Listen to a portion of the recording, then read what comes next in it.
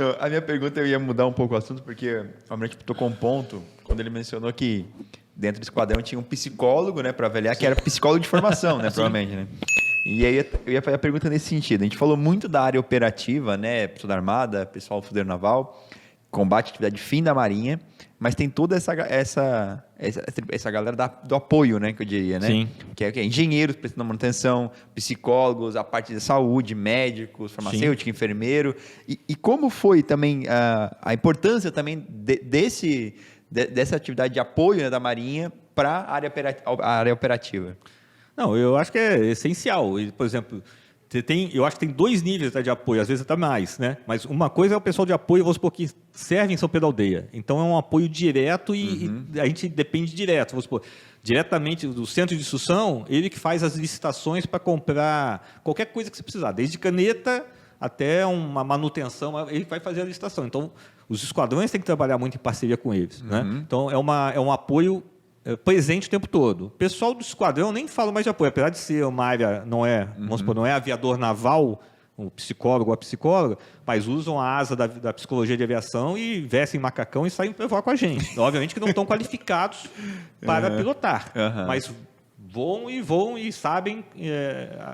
Então, apesar de ser considerado um apoio, mas para mim está na atividade fim da Marinha. Tem que ter, no esquadrão tem que ter um psicólogo. Eu peguei, quando eu cheguei no esquadrão, lá em 88, 89, os esquadrões não existia essa psicologia de aviação, existia médicos de aviação. E cada esquadrão tinha um médico, né? Então tinha a sua importância, realmente era importante. Mas depois começou, obviamente, a faltar médicos, os médicos começaram a sair dos esquadrões, ficaram só no hospital. E a Marinha deu um passo importantíssimo, para mim, na minha visão, 2006, 2007, em começar o curso de psicologia de aviação e até hoje ter cada esquadrão, não só em São Pedro, mas como fora, cada esquadrão tem o seu psicólogo de aviação.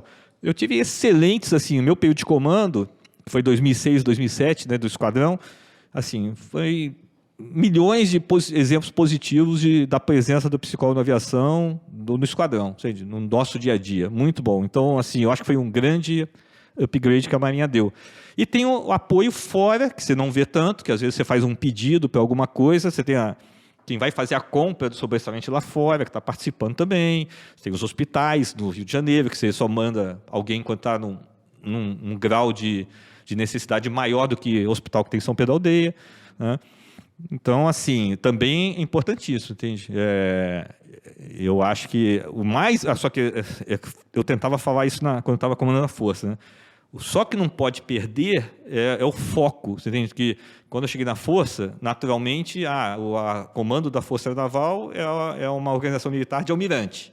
Não, é a mais importante da área, né, acima dos esquadrões. Eu sou chefe dos esquadrões. Mas o que eu tentava falar para o meu pessoal da tripulação é o seguinte: a gente só existe comando da Força porque tem um esquadrão. Porque a atividade fim da Marinha, a Marinha precisa de esquadrão, a Marinha precisa de navio, a Marinha precisa dos fuzileiros navais, o resto é apoio. Então, como graças a Deus, a Marinha teve vários esquadrões concentrados, necessidade de criar uma força para tomar conta. Ali também. Mas a atividade fim do comando da Força é apoiar os esquadrões. Então, apesar de serem comandos de fragata, o que eles falaram para mim tem que ter um peso maior, na minha avaliação, quando eu for ponderar os dados, do que outros oficiais de outros lugares falando, entendendo? Porque eles estão sentindo mais o problema e eles são atividade fim. É isso que eu acho que tem que ter sempre esse foco, né? Tem que existir o apoio, claro, mas tem que ter o foco do qual é a atividade fim. A Marinha só existe para navio, aviação, fuzileiros e outras atividades. Submarino, mergulhador de combate, essas coisas todas assim, né? Que são atividade fim da defesa. Operativo, no Exatamente. Caso. É minha visão, hein? Não, Paulo Ricardo. Faz muito sentido mesmo. Paulo Ricardo, minha visão. Bem legal. O senhor comentou também, Almirante, que teve inúmeras situações em que o psicólogo de aviação, a versão que fala da psicólogo de aviação, se mostrou um ponto muito positivo ali durante o seu ano de comando. O senhor consegue comentar um assim para gente? Sim, assim, nós tivemos, assim, tem vários conselhos, né, nos esquadrões. Então, você tem o Conselho de Segurança, tem o Conselho de Prevenção de Acidentes Aeronáuticos, você tem vários conselhos. E eu não vou lembrar de todos os nomes agora, mas tem um conselho que a parte de avaliar como é que estão se comportando os oficiais, os aviadores navais, ou os mecânicos, os aeronavegantes, de uma forma geral, na questão de reagir à coordenação de cabine, de cockpit, né? Como é que é o ambiente, isso aqui. E às vezes você tem um oficial que está passando por alguma dificuldade fora da aviação, dificuldade familiar, dificuldade... Mas que influencia no desempenho dele, né? E às vezes esse oficial, ele não... Se a pessoa é mais expansiva, fala mais, ele pode falar para um grupo de pessoas o que ele está passando. Outros vão se fechar mais, né? E vão reagir de forma diferente. Então, e dificilmente um tenente vai chegar para um comandante do esquadrão, que é capitão de fragata, não, chefe, estou passando por isso, ele vai falar para uma outra pessoa, né? Então, assim, o psicólogo ele é importante, ele está atuando nesse meio todo, e dentro do conselho, e aí sim, o conselho tem o sigilo de quem está se tratando, como se fosse um médico, um psicólogo, e ali é feito o que é sugerido fazer? É sugerido fazer isso, fazer aquilo, ouve-se todo mundo e, obviamente, o comandante tem que tomar a decisão, que a decisão é do comandante, mas escuta todo mundo. Então, aconteceu da gente ter que tirar a aeronavegante da escala de voo, entende? Por comportamento. Né?